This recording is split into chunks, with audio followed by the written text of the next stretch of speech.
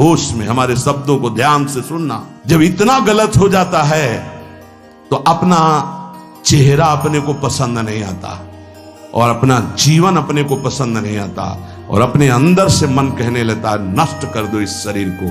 फिर वो जो आगे की लीलाएं होती हैं, अच्छा ऐसा हुआ, फांसी लगा ली, जहर खा लिया, ये कर लिया, वो कर लिया।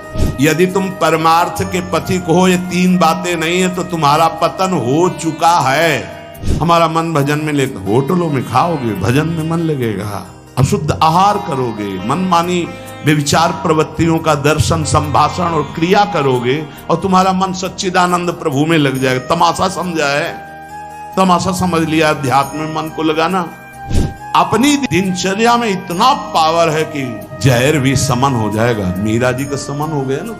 अगर नियम है 1:45 बजे उठने का, स्नान का, तो 1:45 बजे ही उठना चाहिए, 2 नहीं बजना चाहिए। अपने पास सामर्थ्य होने पर नीचापमानम सुधा, वो नीच है, उस पर शासन कर सकते हैं, पर उसके द्वारा किए हुए अपमान को सह गए और अंदर से मनाया भगवान तुम्हें सुखी रखे, स्वस्थ रहो। जिसका इंद्रिय मनोनिग्रह युक्त समय व्यतीत होता है भगवत चिंतन में, वो महापुरुष है। अभी वर्तमान में ही है, चिंता मत करो, स्थिति जागृत होने में देर नहीं। सच्ची उनमें बहुत सामर्थ्य है, जागो। अगर झुक गए तो रौंद दिए जाओगे। ये 8 बातें भगवत भक्त अपने जीवन में जांच ले कि है कि नहीं है, अगर ना हो तो धारण कर ले। पहला है संत महापुरुष आपके जीवन में है कि नहीं, ये जांच करनी।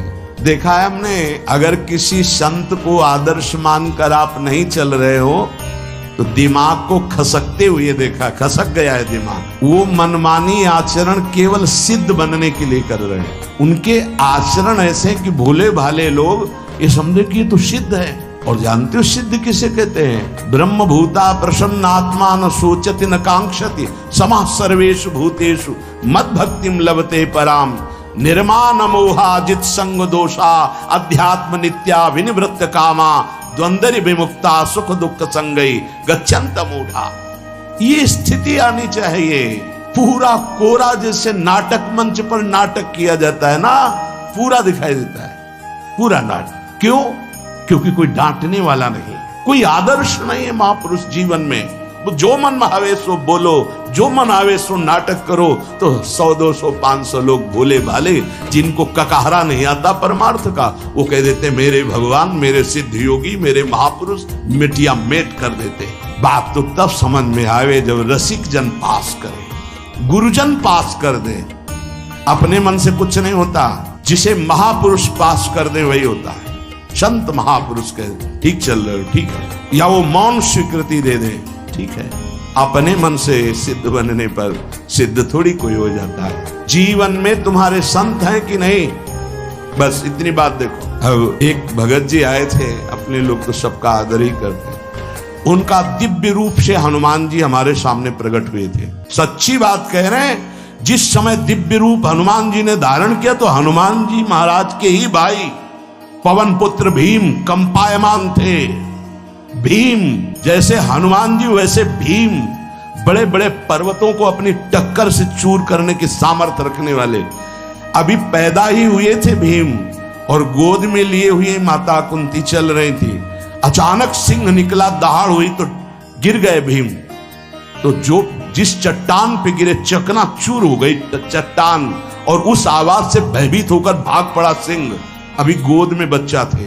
वो भीम जिस समय प्रार्थना की कि भैया मैं तुम्हारा वो दिव्य रूप देखना चाहता हूं, तो उनका काहे को तुम व्यर्थ में ऐसा तुम नहीं देख पाओगे। तो उनका लालसा है, आपका छोटा भाई हूं। अट्टहास किया हनुमान जी का वो दिव्य रूप कि कंपायमान होकर कह रहे थे, हे वायुपुत्र, हे पवन पुत्र, तुम अपने रूप का स्मरण करो, मेरी सामर्थ्य नहीं। और वो व्यक्ति ऐसे कह रहा, मैं दिव्य हनुमान। हम कह रहे पाखंड मत करो, ठीक से चलो तो ये सब भगवत स्वरूप अनुभव में आ जाए। ठीक से चलो, बड़ा विचित्र स्वरूप है। जब तक जीवन में कोई संत नहीं, तो हम ये देख रहे हैं कि वो जीवन या तो पाखंड में सकिल जाएगा या तो व्यर्थ के चिंतन में फंसा हुआ अपने को मान लेगा कि मैं सिद्ध हूं।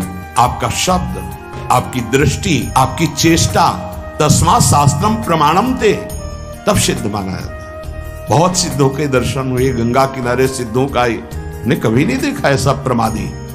सिद्ध प्रमादी नहीं होता। 95 वर्ष की आयु पूज्य स्वामी श्री ओंकारानंद सरस्वती जी महाराज 4 बजे अपने निज जन से कहते, वो स्वेटर पहना दीजिए। बोले स्वामी जी अभी तो धूप है। नहीं, अंदर अभी जाएंगे, चिंतन में विक्षेप होगा, हमारे पास समय नहीं, डाल दो शरीर में। अब इसका एक साधारण शब्द हुआ, इसका प्रभाव इतना पड़ा कि इतनी अवस्था में इतने चिंतन परायण की स्वेटर पहनना है ये स्मृति बाधा ना पहुंचा पावे, डाल दो शरीर में। कितना सूक्ष्म। बड़े महापुरुषों को देखा है, अपने ब्रज के प्रेमी जनों को और ब्रह्मबोध संपन्न दोनों महापुरुषों, किंचन मात्र कहीं भी कोई भी शास्त्र विपरीत शब्द नहीं, 1 सेकंड की चेष्टा नहीं पाई शास्त्र विरुद्ध। और यहां शास्त्र में है ही नहीं, हो वैसे सिद्ध हो रहे हैं। क्यों? क्योंकि जीवन में किसी आदर्श महापुरुष का अंकुश नहीं। अगर किसी संत का भय तुम्हारे जीवन में नहीं है तो ये माया रौन देगी, पक्का समझ लीजिए। कोई महापुरुष तुम्हारे ऊपर अंकुश लगाने वाला हो तो इसीलिए जो देहाभिमानी जी होते भाग पड़ते हैं, क्योंकि उनकी सिद्धावस्था में वो बाधा पहुंचाएंगे। गुरुजन असली सिद्ध बनो, नाटक नहीं तो भाग पड़ते हैं। और जो गुरुजनों की शरण में रहता है वो परिपक्व भगवत प्राप्त महात्मा बन जाता है। इसलिए पूज्य बाबा कह रहे, पहला किसी महापुरुष का अनुशासन है कि नहीं, प्रगट में अनुशासन जरूरी है। नारदानंद सरस्वती जी महाराज नैमिषारण्य के पीछे आए थे, कुछ परिक्रम उन्होंने बताया। अब वो पधार गए जो वहां के अधिकारी बनाए गए विवेकानंद जी। नए वस्त्र धारण करके आगे, सदुवई में मना है, यदि ऊपर का नया वस्त्र हो तो नीचे का पुराना और मलिन होना चाहिए। अगर नीचे का हो तो फिर ऊपर का पुराना मलिन, मैच नया, क्रीच एकदम, ये सब साधुता के कुछ नियम होते हैं, साधुता की एक मर्यादा होती है। तो वो दोनों नए पहन करके आ गए, भूल हो गई उनसे, देखा शिष्य। और नैष्ठिक ब्रह्मचर्य में सफेद कपड़े पहनाए जाते, तो और वो खिले हुए ऐसे बांधे, वैसे उनकी दृष्टि गई। ताक जहां बैठकर सत्संग सुनते हैं स्वामी श्री नारदानंद सरस्वती जी, बड़े ही महापुरुष थे, अपार भीड़। और सत्संग के बाद 1 घंटा सबको एकांत चिंतन करो, क्या वहां ब्रह्म ज्ञान का सत्संग होता था। प्रातःकालीन बेला पे जैसे अपने यहाँ सत्संग होता है, वहां थोड़ा विलंब होता था, 5:30 बजे जो निजी चल, वो योग वासिष्ठ से कैसे तुम्हें बताएं, जो उस सभा में बस यही लगता है कितनी जल्दी देह राख छूटे और अपने स्वरूप में महापुरुषों का वचन का प्रकाश होता है। एक सत्संग होता था सामूहिक सब लोगों का, एक होता था पर्सनल, जो दिव्य साधक हैं केवल वही बैठ सकते हैं, अन्य नहीं। ऐसे पूज्य जुड़िया बाबा के यहाँ भी एक होता था पर्सनल ज्ञान का और एक होता था सामूहिक प्रवचन। तो उस समय सामूहिक सत्संग चल रहा था, काफी सब समाज लाखों की थी। देखा दूर से, एक शिष्य से कहा गौशाला में जाओ, गोबर को गीला कर दो। उनसे कहा विवेकानंद गोबर की छवियां भर करके यहाँ खड़े हो सत्संग के पास। अब वहां नच हो नहीं सकता, और गीला गोबर तो जो 2 घंटा सत्संग हुआ पूरा टप टप ऐसे कपड़ों में, पूरी हालत बिगड़ गई। क्या था ये? संत शासन। अब दोबारा वो गलती नहीं होगी, समझाने की जरूरत नहीं, अब समझ गए कि हमसे गलती क्या हुई। संत शासन नहीं है तो ये मन बहुत विचित्र है, बहुत विचित्र है।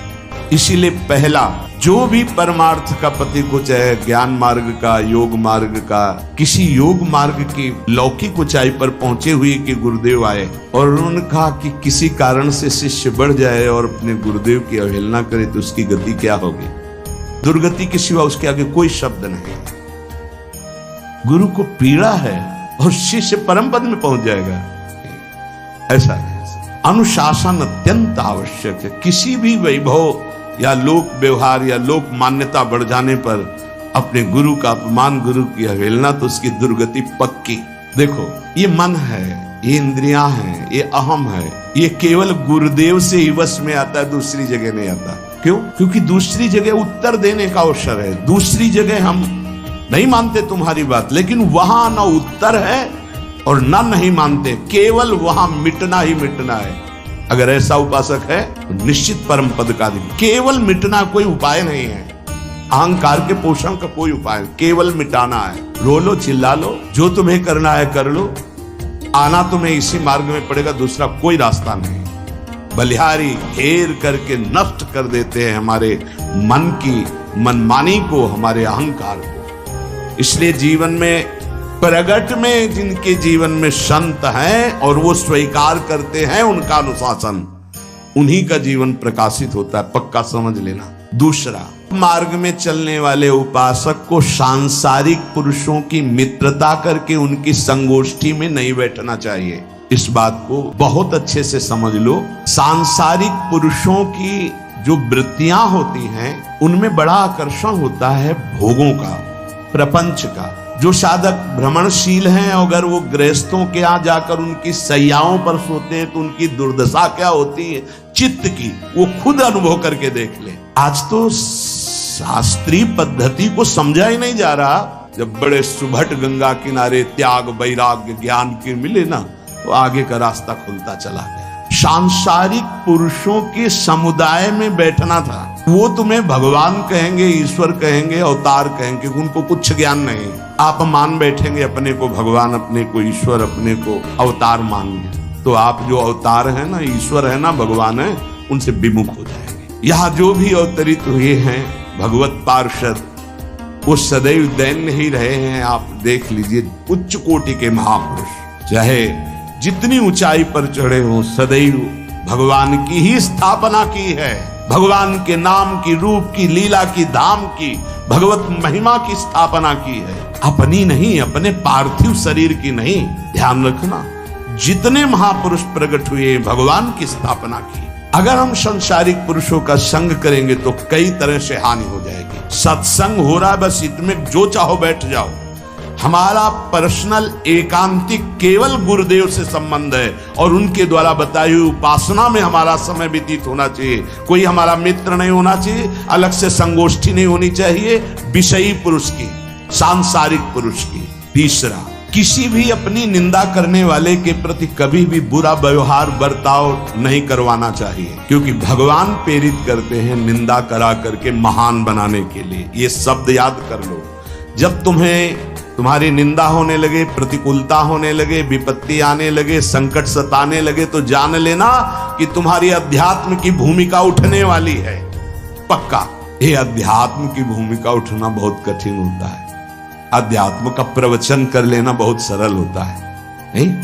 हाँ, चमड़ी को चिकनी करके और अध्यात्म का प्रवचन करने में कोई कठिनता नहीं, लेकिन चमड़ी और दमड़ी का राग मिटा दे, फिर अध्यात्म की तरफ चले, ये किसी फक्कड़ महात्मा का कृपा पात्र ही होगा, जो फकीर होगा, जिसने विश्व की समस्त भोग वासनाओं को रौंद करके अपने स्वरूप में स्थित हो गया। ऐसे महात्मा के संग के बिना अध्यात्म का रंग नहीं चढ़ सकता, और देखने को मिल रहा है। जब तक हमें अध्यात्म का परिचय नहीं है, तब तक कहीं भी हम राजी हो जाते हैं। अरे राजी होने को तो टाकीज के सामने देखो जाके, हजारों की भीड़ लगती, लाइन में खड़े होते हैं, पैसा देते हैं, और क्या देखने जाते हैं? झूठा तमाशा।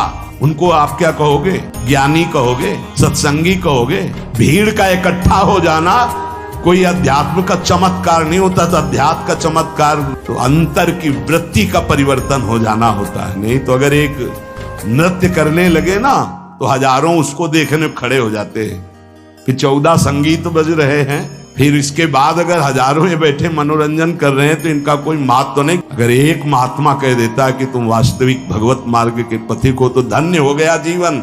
और 1 करोड़ लोग कह दें कि परमार्थ का पथिक है, तो मान्यता नहीं मानी जाएगी। ये अध्यात्म है, अध्यात्म। इसीलिए कह रहे हैं कि सांसारिक पुरुषों की संगोष्ठी में रति न करे। तीसरी, अपनी जब कोई निंदा करे तो उसका भला जरूर मना देना, बुरा मत मना देना, नहीं तो अध्यात्म छूट जाएगा। अपने पास सामर्थ्य होने पर नीचापमानम सुधा, वो नीच है, मुझ पर शासन कर सकते हैं, पर उसके द्वारा किए हुए अपमान को सह गए और अंदर से मनाया, भगवान तुम्हें सुखी रखे, स्वस्थ रहो, और कभी भी हम आपका विरोध नहीं करेंगे। जब अवसर मिले तब फिर हमारी निंदा करना, भगवान तुम्हें स्वस्थ रखे, तुम्हारा कभी अमंगल न हो।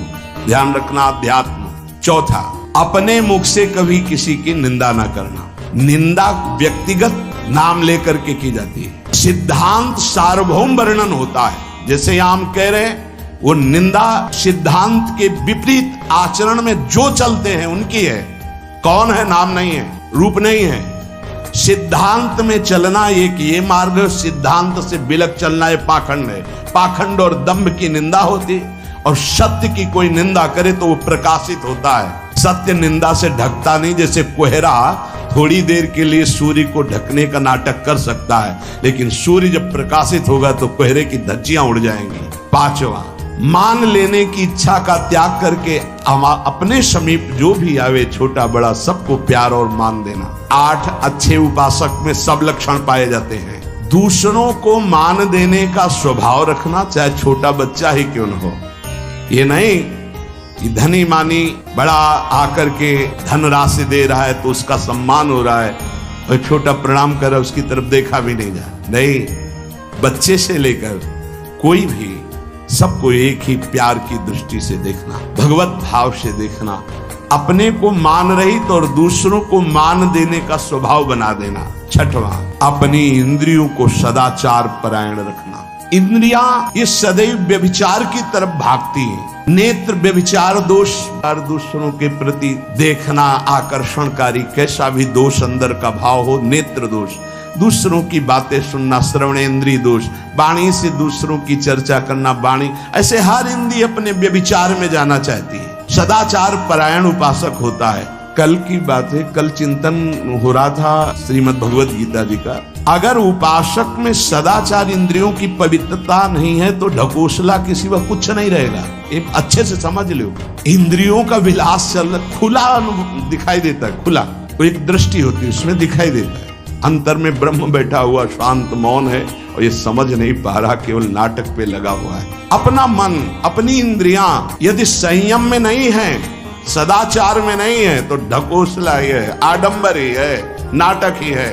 पक्का समझ लीजिए। अगर वो संयमी नहीं है, जितेंद्रीय नहीं है, मनोनिग्रही नहीं, तो अध्यात्म क्या है?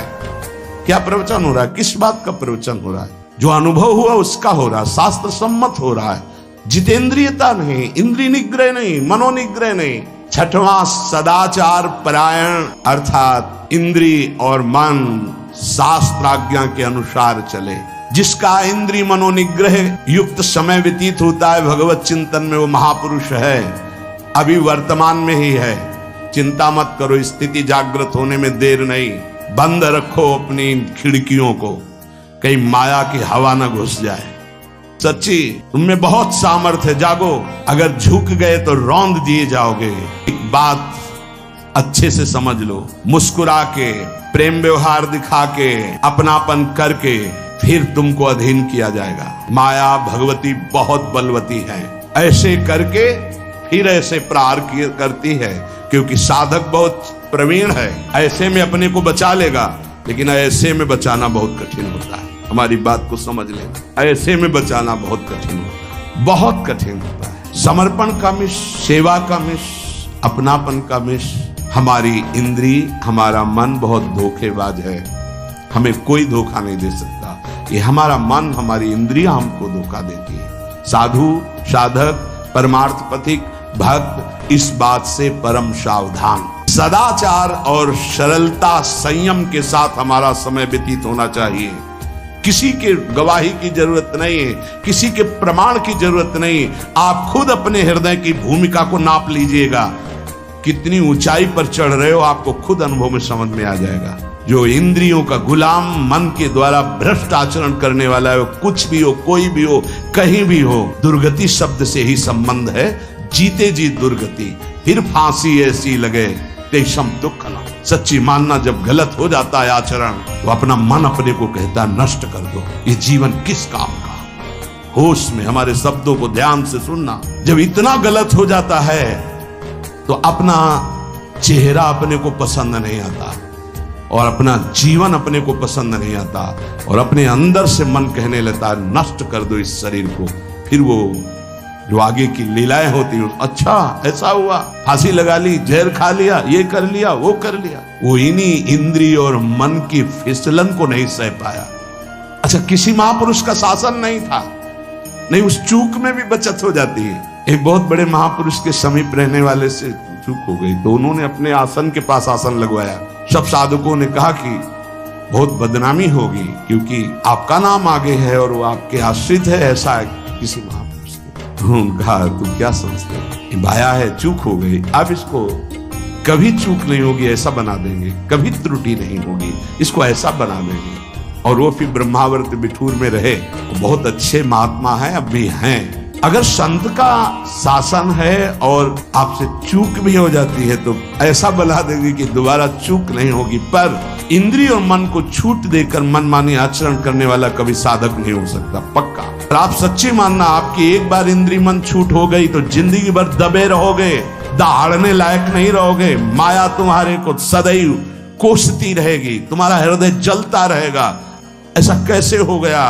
जब ऊंचाई की तरफ सोचोगे तो सामने वो अगर प्रायश्चित करके मिटा दिया है तो बात है, नहीं तो वो कर्म सामने आ जाएगा। लगेगा नहीं, हम इस ऊंचाई लायक नहीं, हम इस ऊंचाई लायक। आपसे प्रार्थना कर रहे, अगर चूक हो गई हो तो उसको मिटा दो, नहीं आगे बढ़ने में बाधा पहुंचा देगा।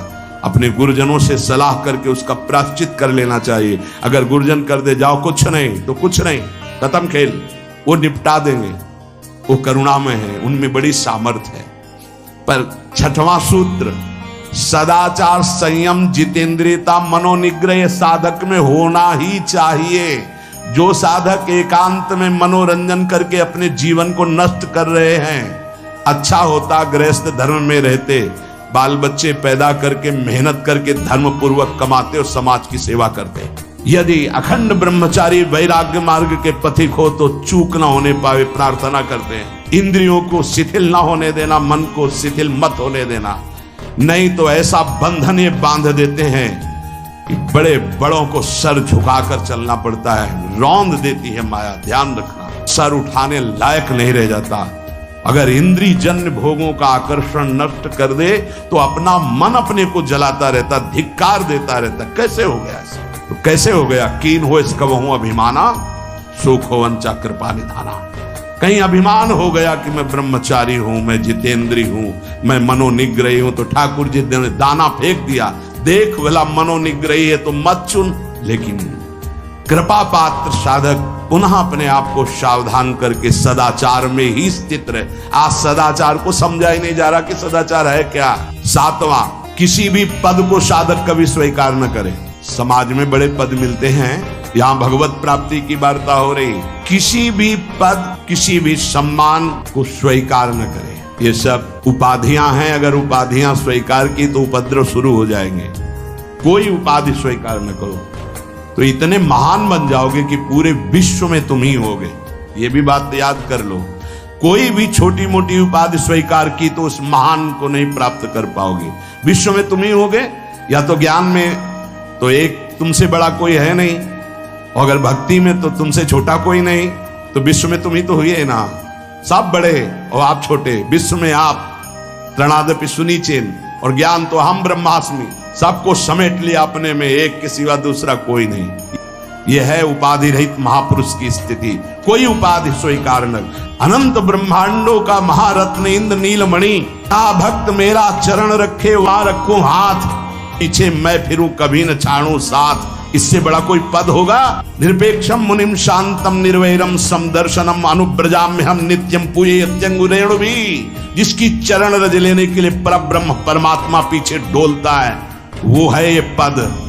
जब कोई पद नहीं स्वीकार करता तो ये पद प्राप्त होता है। इसलिए सातवां, किसी भी उपाधि को, पद को साधक कभी स्वीकार न करे। आप यहाँ के अमुक बन करके अमुक नहीं, सेवाएं सब हैं और सेवक हूं, कोई पद नहीं। देख लो बड़े महापुरुषों को। पूज्यपाद उड़िया बाबा जी ने जब देखा तो दंड का विसर्जन कर दिया कि पद की तरफ एक घसीट रहा है।